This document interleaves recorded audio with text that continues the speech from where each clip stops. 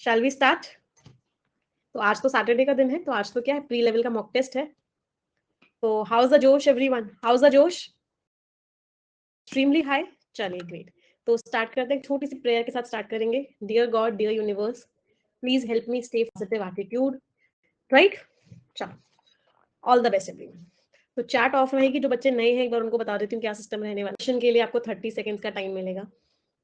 उसके बाद हम कोई भी इस तरह का पैटर्न होगा, वर्ड ऑर्डर होगा, वर्ड स्वैप होगा, फ्रेज रीअरेंजमेंट होगा, मैच द कॉलम्स होगा, ईडीएम एंड फ्रेज होगा, इस तरह के पैटर्न्स करेंगे 30 सेकेंड ईच। उसके बाद अगर फिलर्स होगा तो उसको करेंगे 30 सेकेंड ईच।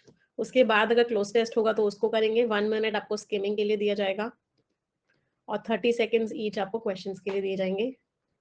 उसके बाद अगर पैराजम्बल होगा तो उसको करेंगे, 3 मिनट आपको पैराजम्बल के लिए दिए जाएंगे। और लास्ट में आरसी होगा, उसको करेंगे, 5 से 6 मिनट आरसी के लिए दिए जाएंगे। तो आप प्री एग्जामिनेशन को हमेशा इसी पैटर्न में करोगे। यस? तैयार है सभी लोग? चलिए, तो मैं आपकी स्क्रीन पे फाइल अपलोड कर देती हूँ। Just give me a second. और ये रही फाइल सभी की स्क्रीन पे।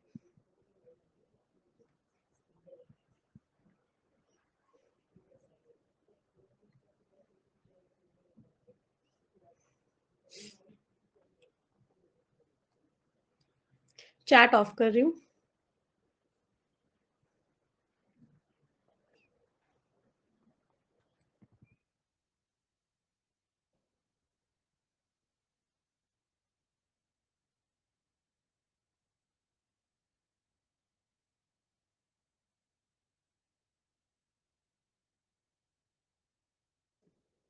Starting with grammar based questions.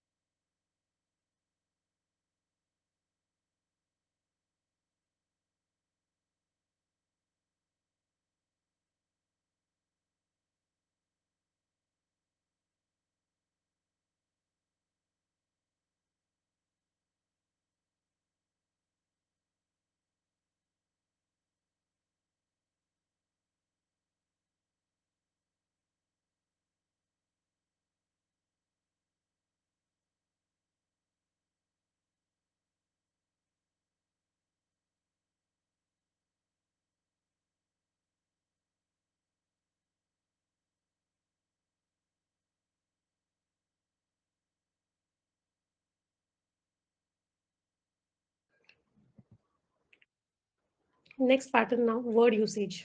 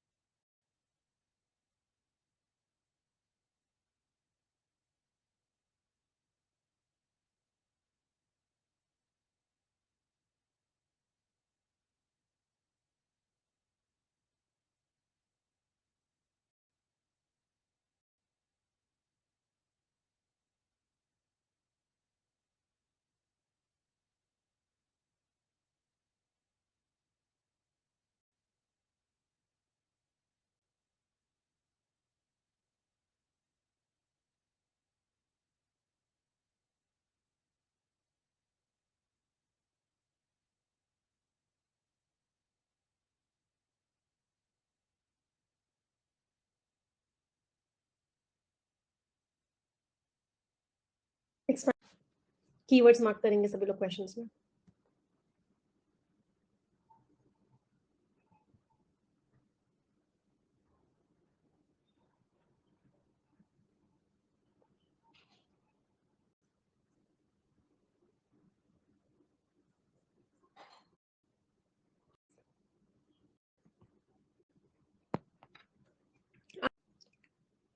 Classes पढ़ोगे तब इस क्वेश्चन का आंसर देना, अभी इतना क्लियर समझ नहीं आएगा.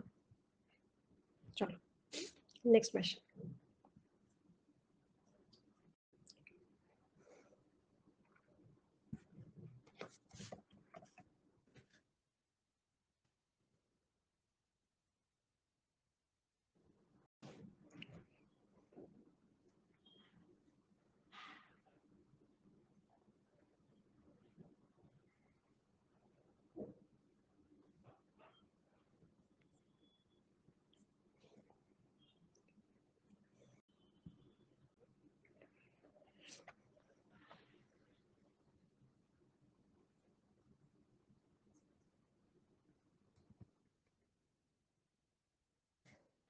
Skim the RC now.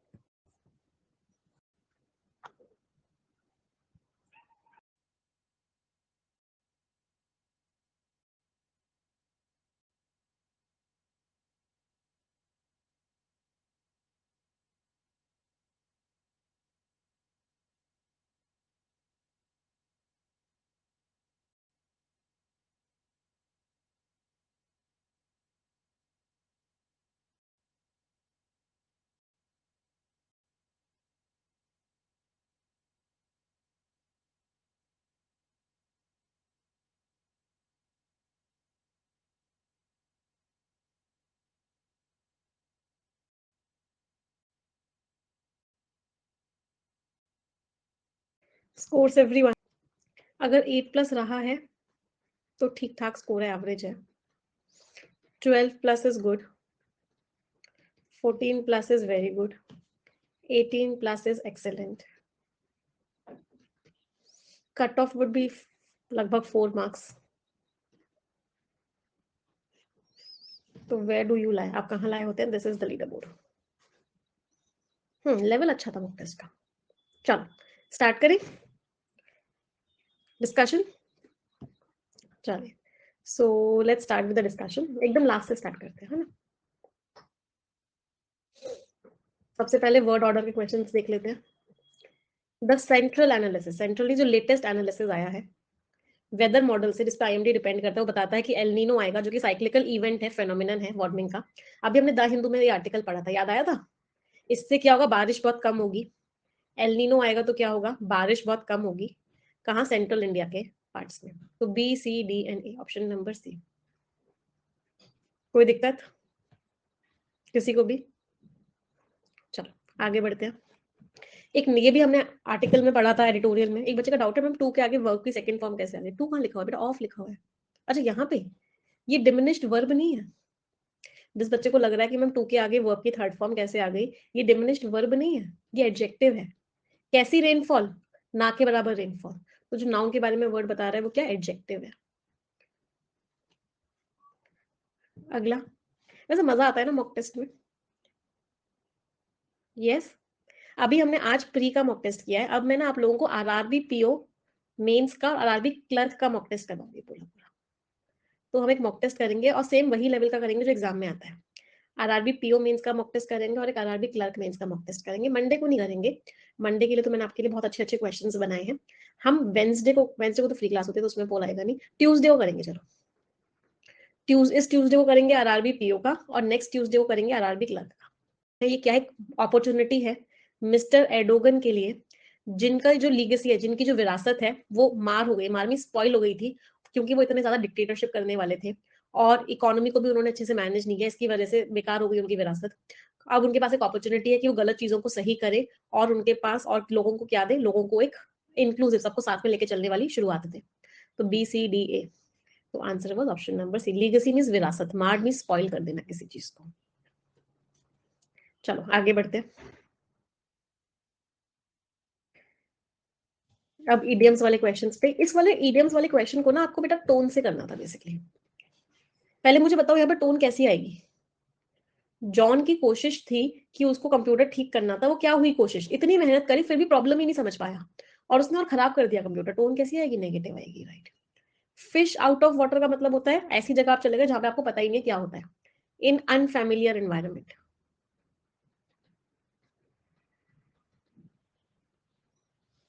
Drop in the bucket means एक पूरी बाल्टी में ड्रॉप मीन्स वेरी लेस, या फिर कह सकते हैं इनसिग्निफिकेंट, जिसकी ना के बराबर value, insignificant. Shot in the dark मतलब तुक्का मारना, आता कुछ था नहीं बट उसने क्या लिया, एक शॉट इन द डार्क कर दिया, मतलब एकदम गैस वर्क किया, बिल्कुल अंधेरे। क्या बोलते हैं एक हिंदी में वर्ड ईडियम होता है इसका, किसी को याद आ रहा है, मुझे एग्जैक्ट याद नहीं आ रहा, शायद आप लोगों को याद आ रहा हो, कि अंधेरे में तीर मारना, हाँ राइट, अंधेरे में तीर मारना कह सकते हैं, राइट। तो that is shot in the dark means complete guess work. अब ब्लेसिंग इन डिस्गाइज, ये तो क्या है, पॉजिटिव ईडियम है, इसका मीनिंग क्या होता है, नेगेटिव सिचुएशन में भी कुछ अच्छा हो जाना, उसको क्या बोलते हैं, अब ब्लेसिंग इन डिस्गाइज, मतलब कोई सिचुएशन आपको नेगेटिव लग रही है बट उसमें भी आपने क्या निकाल दिया, पॉजिटिव निकाल दिया। तो आंसर इज, जॉन ने जो कोशिश करी सिर्फ गेस वर्क किया, वो उसे प्रॉब्लम ही नहीं समझ आ रही थी, तो आंसर वॉज सी। आगे बढ़े। चलो, उन्होंने इतने घंटे स्पेंड किए इसमें और अब समय आ गया है, बताओ यहाँ पे टोन कैसी आएगी, इतनी सारी इश्यूज आ गए, टीम का फेलियर हो गया, टोन कैसी आएगी, इतने घंटे लगाए उसमें लेकिन हुआ क्या, भर भर के इश्यूज आ गए, फेल हो गई टीम, टोन कैसी आएगी, वेरी गुड, नेगेटिव आएगी। Hit the nail on the head, positive medium है, इसका मीनिंग क्या होता है, बिल्कुल सही काम करना, मतलब बिल्कुल एक्यूरेटली किसी काम को कर लेना, accurate, to do something accurately. Watch the whole thing go down the drain, मतलब इतनी मेहनत करी, सब मेहनत क्या हो गई, बर्बाद हो गई, उसको बोलते हैं watch the whole thing go down the drain means witnessing a complete failure, सब सत्यानाश हो गया, विटनेसिंग अ कंप्लीट फेलियर, या फिर क्या कह सकते हैं, वेस्ट ऑफ एफर्ट्स, एफर्ट्स बर्बाद हो गए। Cut to the chase, directly main point पे आना, या प्लीज यार तुम ना घुमा फिरा के बात मत करो, cut to the chase means come directly to the main point.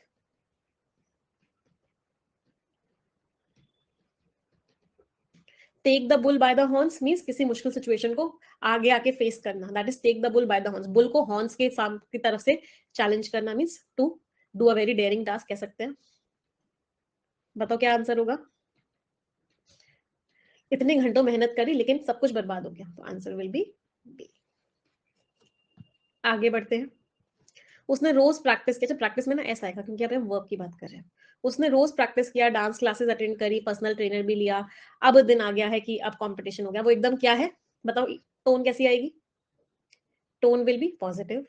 Step up to the plate, step up to the plate means अब एकदम टाइम आ गया है कि वो अब क्या करे, अपनी जिम्मेदारियों को पूरा करे, टू टेक रिस्पॉन्सिबिलिटी, अब समय आ गया कि एकदम रिस्पॉन्सिबिलिटी ले और अपना बेस्ट परफॉर्मेंस दे। Take her to her heel means भाग जाना, कोई इंसान हील्स को ले लेता है, इसका मतलब क्या है, भाग जाता है, हील जब भी वर्ड आए ना, भाग जाना, टू फ्ली, इसका भी मीनिंग होता है भाग जाना, run away. Put up with का तो मतलब होता है किसी चीज को झेलना, टॉलरेट करना, it's very difficult to put up with Bhulu, Dholu को झेलना बड़ा मुश्किल है भाई, तो put up with this word झेलना, तो आंसर विल बी ए। कोई दिक्कत? आगे बढ़ते हैं। ये वाले क्वेश्चन थोड़े डिफिकल्ट थे वर्ड ऑर्डर वाले, क्योंकि एक ही वर्ड के इतने सारे सारे मीनिंग्स थे। क्या हो गया भाई कमेंट सेक्शन में? पढ़ाई लिखाई नहीं करनी है क्या? नारे लगा के ही पैसे कमाने हैं क्या?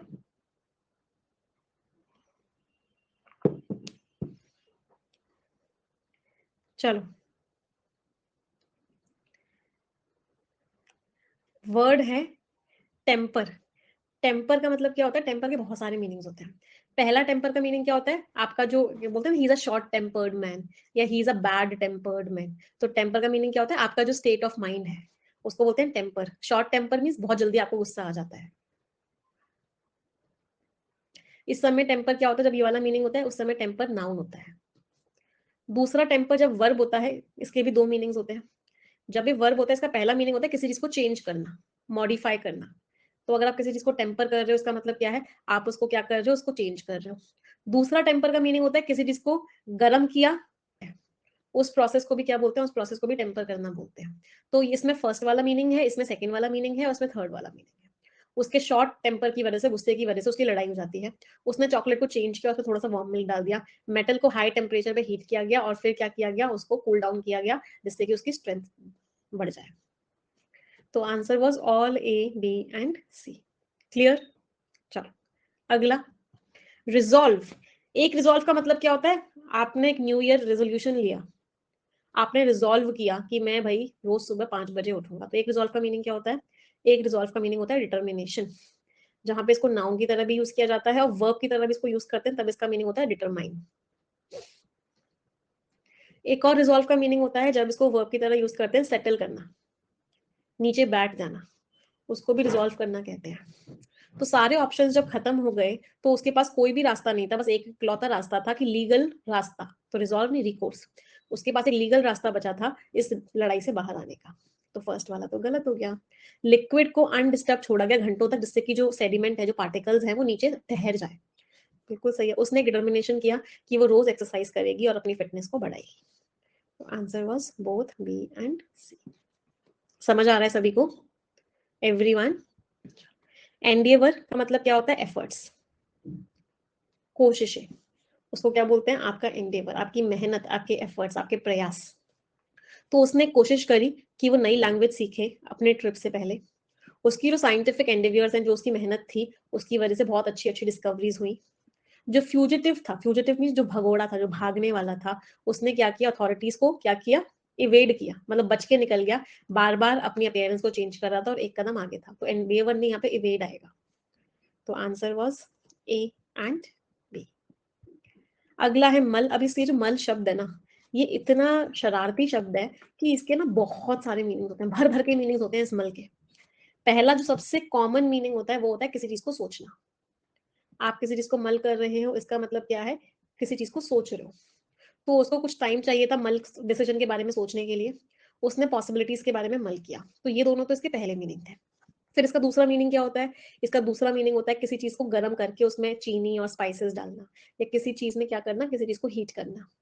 तो शेफ ने क्या किया? मल किया मीन्स वार्म की स्पाइसेस को, जिससे कि, या हीट की स्पाइसेस को, जिससे कि उसका फ्लेवर आ सके और एक बहुत टेस्टी सी सॉस बन सके। अब इस मल के सिर्फ यही दो मीनिंग्स नहीं होते, इस मल के और भी बहुत सारे मीनिंग्स होते हैं, बट सबसे ज्यादा जो दो यूज होते हैं वो यही होते हैं। बाकी में क्या होता है? मल फॉर एग्जाम्पल जो बुक्स होती है उनके बाइंडिंग में जो यूज होता है उसको भी मल बोलते हैं। फिर एक तरह का एक कह सकते हैं इंग्रेडिएंट भी होता है मल नाम से। तो बहुत सारे मीनिंग होते हैं, बट ये दोनों मीनिंग सबसे ज्यादा यूज होता है, और इसमें से भी सबसे ज्यादा यूज होने वाला मीनिंग ये है कि किसी चीज को सोचना। बेटा मॉलिफाई नहीं होता, वो मॉलिफाई होता है। मॉलिफाई का मतलब होता है किसी चीज को सुकून देना। तो answer was option number D, all A, B and C. चलो आगे बढ़ते हैं। इसके बाद थे एरर वाले questions. After a long tiring day at work, इतनी ज्यादा मेहनत के बाद मैं हमेशा, हमेशा याद रखो, जब भी लुक फॉरवर्ड टू लिखा होता है ना, I look forward to meeting you soon, I look forward to attending that party, I look forward to clearing the bank exam, तो हमेशा हम क्या लगाते हैं? जेरेंड लगाते हैं। जेरेंड का मतलब क्या होता है? V1 प्लस ING लगाते हैं, जो नाउन की तरह इस्तेमाल होता है। तो I look forward to spend नहीं आएगा, I look forward to spending आएगा। राइट। तो आंसर वॉज सी। अगला, प्रोफेसर अलॉन्ग विद स्टूडेंट्स, तो एडिशनल इन्फॉर्मेशन है। तो इस आर का सब्जेक्ट कौन है? प्रोफेसर। प्रोफेसर क्या है? सिंगुलर है, तो यहाँ पे क्या आएगा? इज आएगा। तो जो प्रोफेसर है वो एक कॉन्फ्रेंस कर रहे हैं, ऑर्गेनाइज कर रहे हैं, तो आंसर वाज बी, इज आएगा। अगला, यहाँ पे अगर आप देखोगे तो रिजल्ट में विल के साथ वर्ब की फर्स्ट फॉर्म लग रही थी। तो 120 रूल्स ऑफ ग्रामर, तो कंडीशन में क्या आएगा? कंडीशन में सिंपल प्रेजेंट टेंस आएगा। सिंपल प्रेजेंट टेंस आएगा तो यहाँ पे क्या आएगा? If you dedicate. अगर आप डेडिकेट करते हो अपने आप को लर्निंग की तरफ और लगातार मेहनत करते हो तो आपकी स्किल्स इंप्रूव होंगी और आपको ज्यादा अच्छी अंडरस्टैंडिंग मिल जाएगी। Golden rules of grammar, rule number 1, 3 golden rules थे। कंडीशन सिंपल प्रेजेंट में, तो रिजल्ट में विल प्लस V1 आता है, तो आंसर वाज ए। क्लियर? कुछ बच्चों को डाउट है मैम टू लर्निंग क्यों आया? Dedicated to, devote to, addicted to, look forward to, given to, prone to, with a view to, accustomed to, in view नहीं, in view to नहीं होता, in view of होता है, तो in addition to, right. तो इन सब के आगे हम नाउन लगाते हैं, with a view to, right.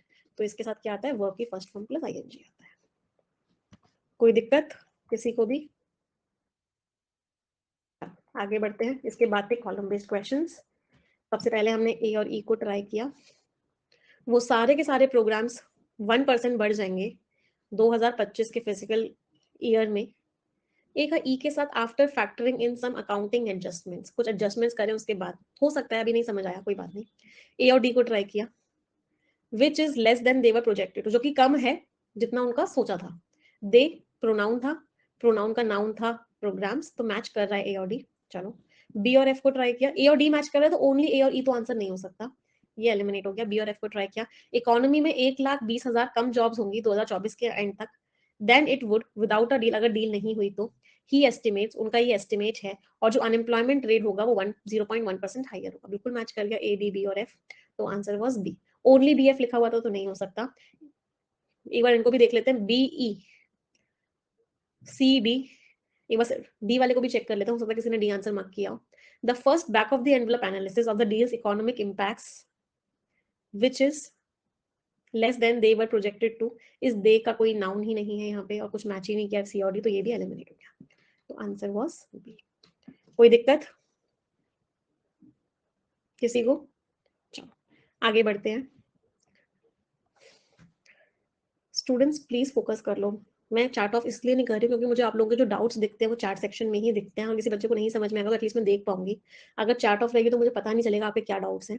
इसीलिए मैं रिक्वेस्ट कर रही हूँ कि प्लीज फोकस कर लो। आप किसी ने भी कॉमेंट किया कुछ भी पढ़ाई के अलावा तो मैं उसको ब्लॉक कर दूंगी अभी के अभी, तुरंत। आई एम टेलिंग यू, सो इसीलिए प्लीज फोकस। अब अगर किसी का भी कॉमेंट कुछ भी आया, he will get block from Unacademy. वो कभी भी कुछ भी कॉमेंट या डाउट या रेज हैंड नहीं कर पाएगा।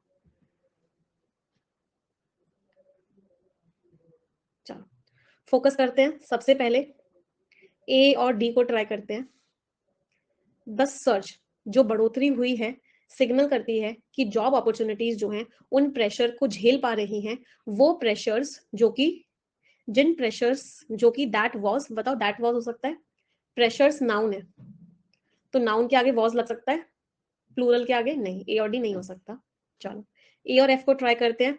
वो प्रेशर्स जिनकी वजह से, प्रेशर्स था, प्लूरल वर्ब भी था, मैम बिल्कुल सही है।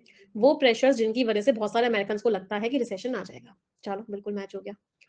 बी और ई को ट्राई करते हैं। जो क्विट्स रेट है, जो कि बताता है कि कितने कॉन्फिडेंस है वर्कर्स के अंदर कि वो जॉब छोड़ दे और नहीं उनको जॉब मिल जाए, ये जो क्विट्स रेट है ये कितना था? बी और ई का तो कोई पेयर नहीं है, ये क्विट्स रेट 3% था। ये जो रेट है, ये रहा नाउन, ये जो रेट है ये 3% था, तो बी और ई का तो पेयर नहीं था, बी और डी का पेयर था। चलो सी और ई को भी ट्राई कर लेते हैं। जो ओपनिंग्स में जो जंप हुआ है, इसकी वजह से फेडरल रिजर्व जो है, वहां की जो बैंक है, उसके ऊपर प्रेशर आएगा। किस चीज का प्रेशर आएगा? कि वो इंटरेस्ट रेट को और ज्यादा हाई कर दे। सी और ई भी मैच हो गया, तो आंसर वॉज डी। कोई दिक्कत? और यहाँ पे दुष्यंत ने कमेंट किया है जो कि नहीं है, तो मैं उनको ब्लॉक कर रही हूँ।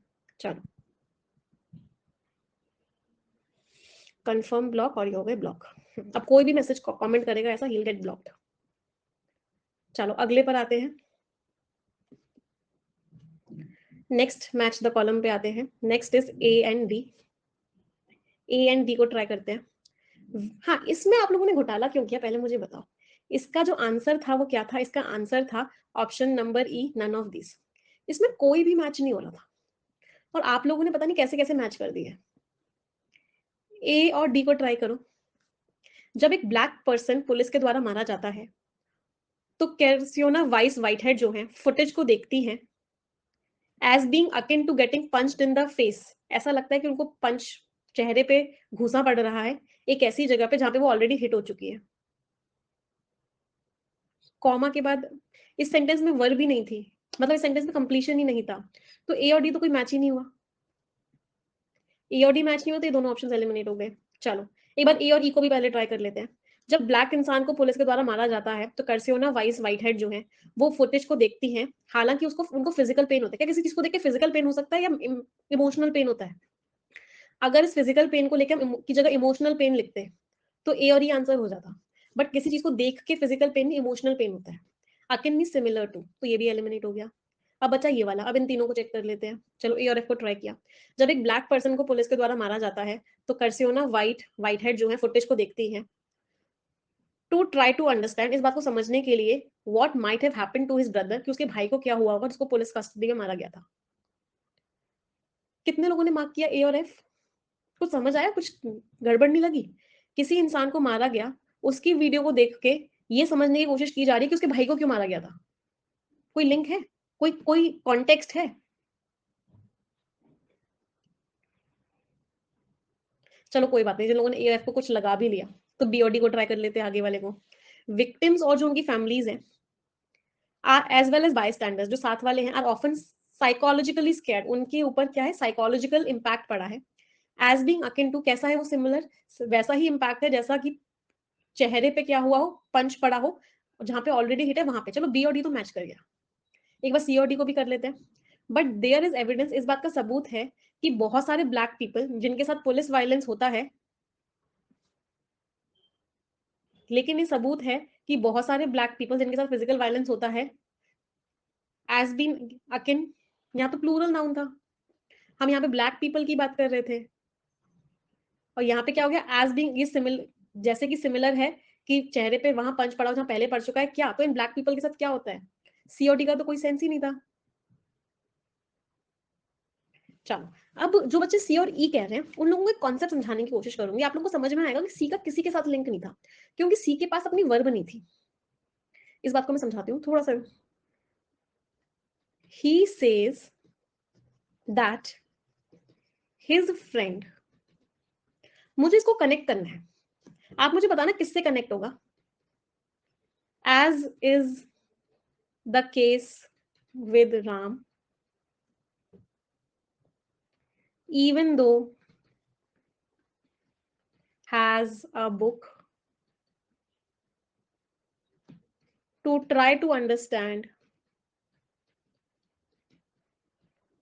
what happened। बताओ ये जो फ्रेंड, ये किससे कनेक्ट हो सकता है? ये इन तीनों में से किसी से कनेक्ट नहीं हो सकता। समझ आया क्यों?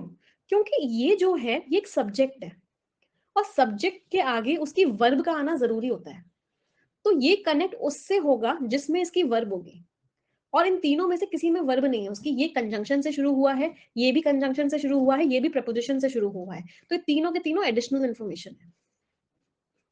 तो इस बेचारे के पास इसकी वर्ब भी नहीं है। चलो अब इसको देखो,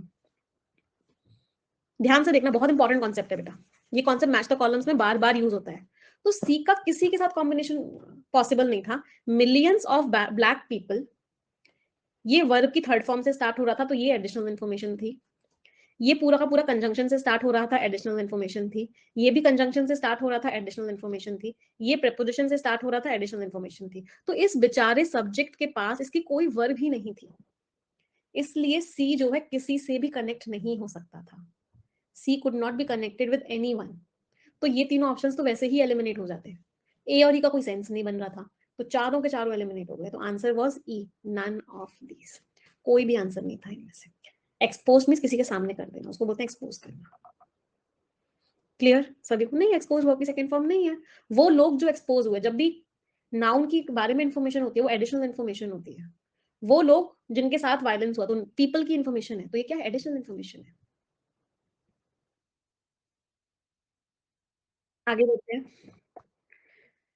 पैरा जंबल पे आते हैं। पैरा जंबल थोड़ा सा कंफ्यूजिंग था, कोई बात नहीं, चलो समझते हैं। पहले मुझे एक बात बताओ, क्या सभी लोगों को डी ए का पेयर समझ में आया था? पहले बस मुझे ये वाले पेयर के बारे में बात करो। इकोनॉमी नीचे नहीं जाएगी क्योंकि लगातार ग्रोथ हो रखी है। इकोनॉमी नीचे नहीं जाएगी ऐसा इसलिए होगा क्योंकि ग्रोथ जो है पिछले 2 साल से है, जब चीजें खराब थी, तो अब भी इकोनॉमी नीचे नहीं जाएगी। ये जो है रिजल्ट था, और ये बिकॉज के आगे दैट लगा के ये रीजन था। तो ऐसा इसलिए होगा क्योंकि इकोनॉमी की ग्रोथ मेंटेन है पिछले 2 सालों से भी, तो अब भी मेंटेन हो जाएगी। तो मुझे बताओ, डी और ए का पेयर क्लियर था सभी को? अब क्लियर है या नहीं? चलो पहले क्लियर था या नहीं, अब क्लियर है या नहीं? डीई वालों ने क्या किया, मिस्टर बाइडन में मजा आ गया और उन्होंने डी और ई का पेयर बना दिया।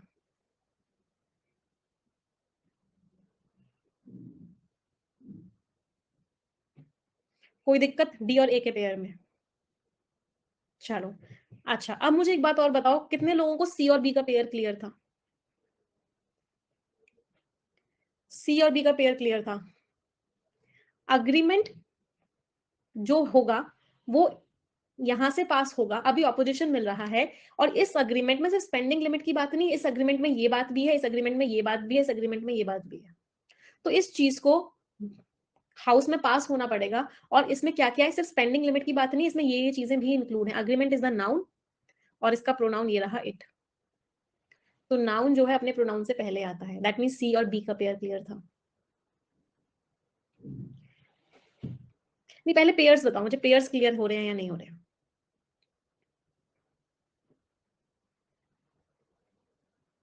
जिनको पैराजंबल नहीं समझ में, उनको मीनिंग बता देती हूँ। ऐसा इसलिए हुआ क्योंकि ग्रोथ पिछले 2 साल से कंसिस्टेंट है। हालांकि जो हेल्प थी वो खत्म, पैंडेमिक में जब हेल्प कर रहे थे उसका स्पेंडिंग खत्म हो गई थी, बैंक गवर्नमेंट की स्पेंडिंग खत्म हो गई थी, फिर भी ग्रोथ मेंटेन थी। ये लिमिट से भी ज्यादा है, स्पेंडिंग लिमिट्स के ऊपर ही नहीं, बाकी चीजों के ऊपर भी डिस्कशन करना होगा कि वर्क रिक्वायरमेंट्स क्या होंगे, फूड स्टैम्प्स के, बाकी हेल्प जो सरकार करती है वो क्या होगी, कैसे प्रोजेक्ट्स को जो हेल्प देनी है वो कहाँ से आएगी, ये सब चीजें इंक्लूड होंगी। अग्रीमेंट जो है इसको हाउस में और सीनेट में दोनों में पास होना पड़ेगा, जहां पे इसे ऑपोजिशन मिल रहा है मेंबर से। मिस्टर बाइडेन ने कॉन्फिडेंस दिया इस महीने की शुरुआत में कि डील से, कोई भी डील अगर होती है तो उससे कोई भी इकोनॉमी नीचे नहीं जाएगी। जब उनसे एक न्यूज कॉन्फ्रेंस में पूछा गया कि स्पेंडिंग कट्स जो हो रहे हैं बजट की डील में, कैसे रिसेशन आएगा, तो मिस्टर बाइडेन ने बोला कि मुझे पता है नहीं आएगा। क्यों? क्योंकि हम गवर्नमेंट स्पेंडिंग को इतना कम कर चुके हैं जिससे रिसेशन नहीं आया था। तो हमारे बेसिकली दो पेयर्स बने। पहला पेयर बना डी और ए, ये पेयर बना रिजल्ट और रीजन की हेल्प से। इन दोनों को कनेक्ट किया था बिकॉज ने। दूसरा पेयर बना नाउन और प्रोनाउन की वजह से, एग्रीमेंट, और इसको कनेक्ट किया इसके प्रोनाउन ने, इट ने, और ऑल्सो ने भी हमें यहाँ पे हेल्प करी। अब एक ई बचा है। ई की दो पोजीशन हो सकती है, या तो ई यहाँ बीच में आ सकता है, या फिर ई यहाँ आ सकता है। अब बस मुझे ये आइडेंटिफाई करना है कि ई की पोजीशन क्या होगी, कि ई यहाँ पर आएगा कि ई यहाँ पर आएगा। चलो ई को पढ़ते हैं। Asked at a news conference, उनसे एक न्यूज कॉन्फ्रेंस में पूछा गया कि जो स्पेंडिंग कट्स हुए हैं इससे रिसेशन आएगा क्या? तो मिस्टर बाइडेन ने बोला कि मुझे लगता है, आई नो दे वोंट, दे का नाउन कौन है? दे का नाउन है स्पेंडिंग कट्स, कि कट्स से रिसेशन नहीं आएगा। क्यों? क्योंकि हम गवर्नमेंट स्पेंडिंग को 1.7 ट्रिलियन डॉलर खर्च कर खत्म कट कर चुके हैं और इससे रिसेशन नहीं आया। तो ये बात दी हुई है। बता सकते हो ई का लिंक किस स्टेटमेंट के साथ है? दे का नाउन बेटा ये रहा नाउन और ये रहा प्रोनाउन।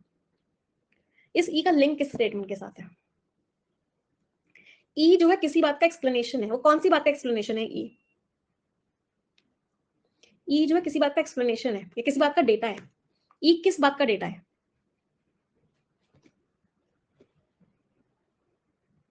ई इस बात का डेटा है कि ग्रोथ बनी रही, हमने खर्चा कम कर दिया फिर भी ग्रोथ इंपैक्ट नहीं हुई। तो यही बात कि हमने खर्चा कम कर दिया फिर भी रिसेशन नहीं आया। तो ए वाली बात को ही डेटा के साथ एक्सप्लेन किया गया है ई में।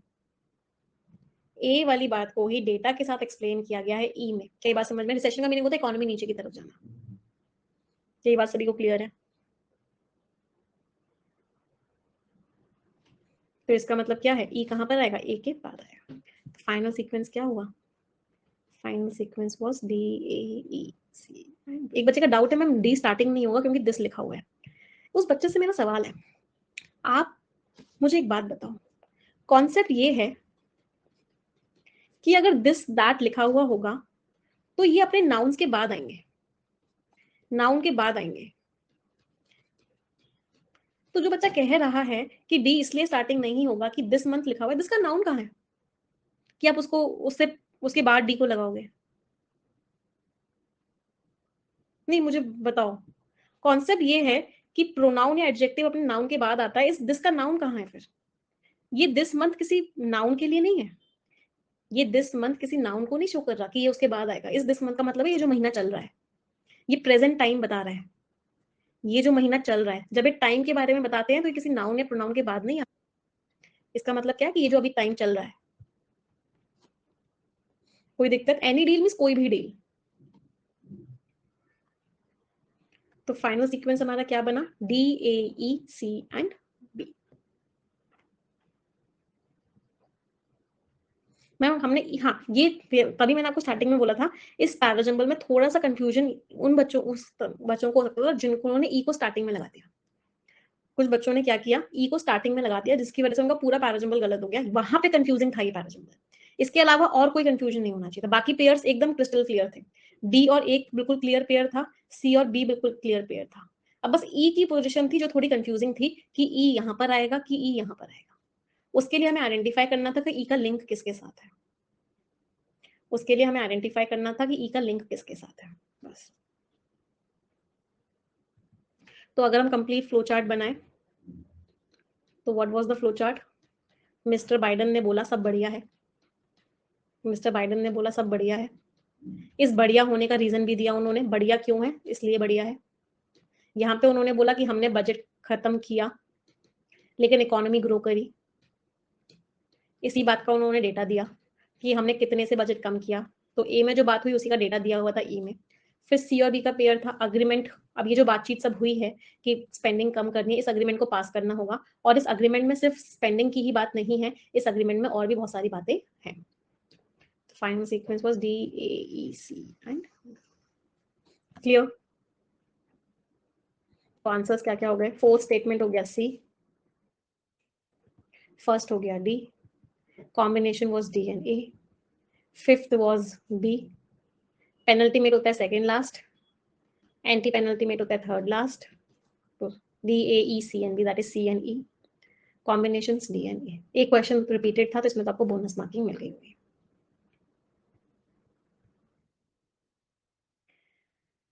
अब आ जाते हैं आरसी पे। सबसे पहले तो इसमें क्या एरर था? बाइडेन एडमिनिस्ट्रेशन का प्रोसेस है ये।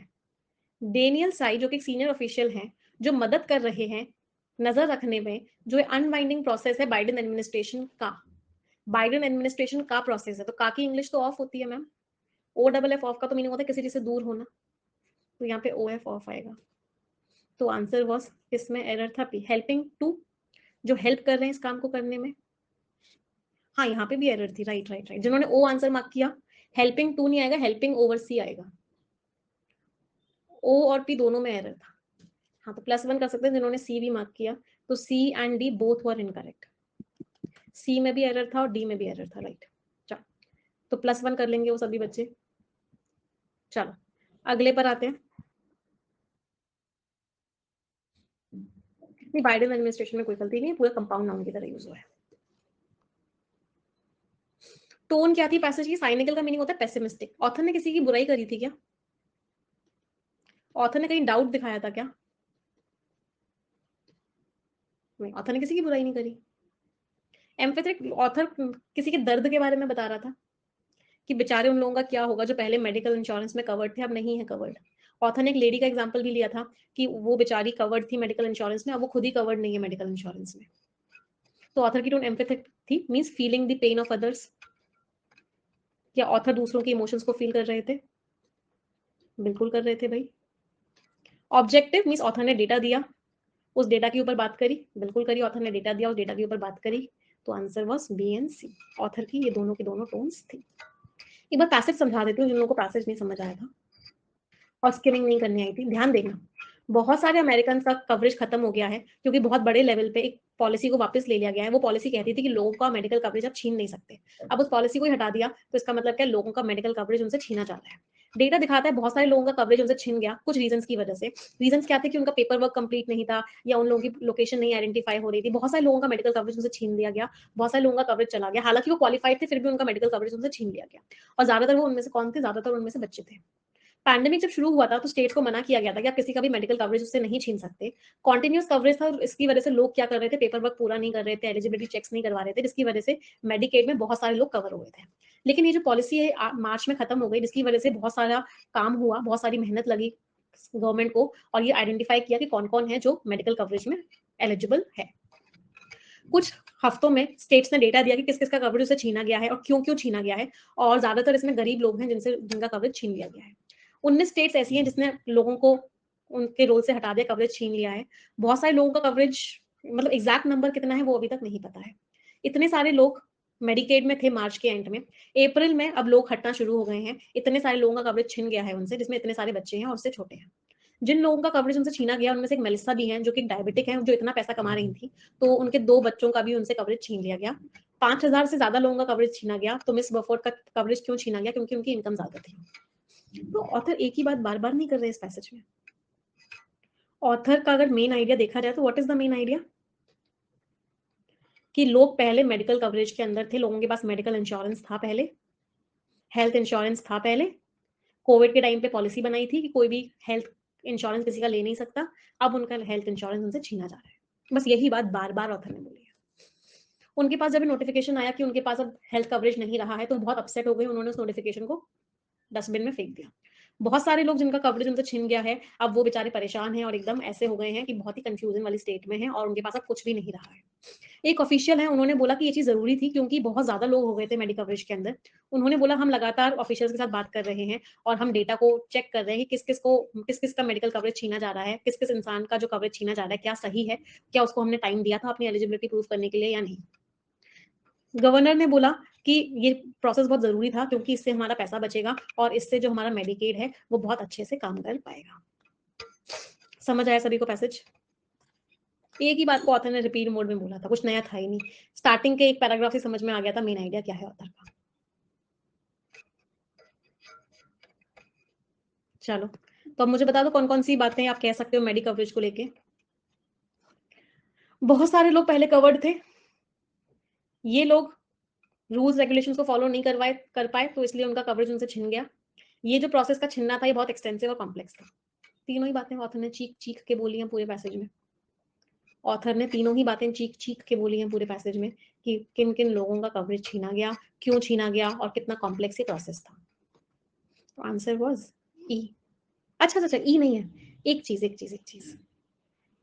हाँ, ये जब हमने जल्दी जल्दी में पढ़ा तो हमें ये लगा, लेकिन इसमें ये बी आंसर क्यों नहीं है? सिर्फ एक वर्ड की वजह से बी आंसर नहीं। कोई मुझे बता सकता है किस वर्ड की वजह से बी आंसर नहीं है? For some time. क्या थोड़े समय के लिए ही छीना गया है? नहीं, परमानेंटली छीन लिया गया है। यहाँ पे लिखा हुआ है सिर्फ थोड़े से समय के लिए छीना है, इस वजह से ये आंसर नहीं। अगर ये चीज नहीं लिखी होती तो ये भी आंसर होता। तो answer was both A and C. एक वर्ड ने पूरा का पूरा मीनिंग चेंज कर दिया। कोई दिक्कत? एक्सटेंसिव मीन्स बहुत बड़े लेवल पर कोई चीज होना। अगला, क्या क्या अजम्पशन कर सकते हो इस पैसेज के बेसिस में? बच्चों के बारे में लिखा हुआ था कि बच्चों से उनका कवरेज छीना गया है। पैंडेमिक के टाइम पे बहुत जरूरी था पैकेज, इसलिए सरकार ने बोला था कि किसी से नहीं छीनेंगे हम पैंडेमिक के टाइम पे। पॉलिसी एक्सपायर हुई, इसकी वजह से बहुत मेहनत लगी सरकार की। उनको पूरा चेक करना पड़ा, लोगों कौन एलिजिबल है कौन एलिजिबल नहीं है। जो एलिजिबल नहीं थे उनका छीनना पड़ा, उनको नोटिस भेजना पड़ा। सारे ही अजम्पशंस हैं। तो answer was all A B and C. बच्चों के बारे में तो ऑथर ने 2-3 बार बोला है बेटा कि बच्चों को सबसे ज्यादा इंपैक्ट पड़ा है। चलो, कौन कौन से स्टेटमेंट्स फॉल्स है? तो सैंडर्स ने तो बोला है कि भी जरूरी था, गवर्नर सैंडर्स ने तो बोला है कि ये जरूरी था, तो ये तो ट्रू है।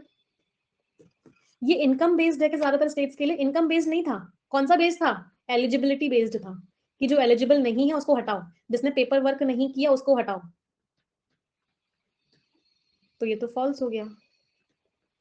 कितने लोगों का छिना है वो अभी हमें नहीं पता है। लिखा हुआ था कितने लोगों का छिना है वो अभी हमें नहीं पता है, क्लियरली लिखा हुआ था।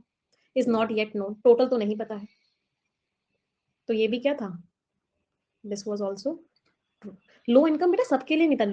लो इनकम सिर्फ एक एग्जांपल दिया गया था कि इनकी इनकम ज्यादा थी, इसकी वजह से इनका ले लिया गया, एक एग्जांपल था इनके लिए। अदरवाइज रीजन क्या था? एलिजिबिलिटी, वो एलिजिबल नहीं थी। लिमिटेड का मीनिंग होता है इन्फॉर्मेशन कम होना। लिमिटेड का मीनिंग क्या होता है? इन्फॉर्मेशन ना होना। कोई चीज की इन्फॉर्मेशन लिमिटेड है, किसी चीज की इन्फॉर्मेशन अंडरस्टैंडिंग लिमिटेड है, इसका मतलब आपको ज्यादा नहीं पता उसके बारे में। तो फॉल्स वाला पूछा था तो आंसर वाज ओनली बी। कोई दिक्कत? जो बच्चे कह रहे हैं मैम इनकम बेस्ड नहीं है बेटा, income based for most of the state, ज्यादातर स्टेट्स के लिए इनकम बेस्ड है। पर इस एक स्टेट की बात हो रही है, इन द स्टेट, एक पर्टिकुलर स्टेट की बात हो रही है, उसमें 5,000 लोगों की बात हो रही है। तो ये मोस्ट ऑफ द स्टेट्स है क्या? ज्यादातर स्टेट्स के लिए है क्या? ये नहीं है। ज्यादातर स्टेट्स के लिए क्या था? ये तो सिर्फ एक एग्जांपल है, this was only one example. ज्यादातर स्टेट्स के लिए क्या था? ज्यादातर स्टेट्स के लिए फर्स्ट पैराग्राफ में दिया गया था प्रोसीजरल रीजंस। लोगों का क्यों गया है?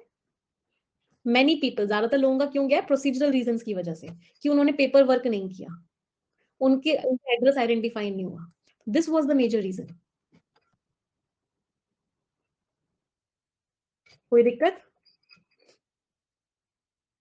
अगला, जब पैंडेमिक शुरू हुआ था, स्टेट्स को मना कर दिया गया था कि आप किसी को भी मेडिकेट से बाहर नहीं निकाल सकते। Kicking people of, kicking people of means आप किसी को भी एलिमिनेट नहीं कर सकते, किसी को भी बाहर नहीं निकाल सकते। किकिंग पीपल आउट के आगे अगर एक और ऑफ लिखा होता ना तो ये आंसर हो जाता।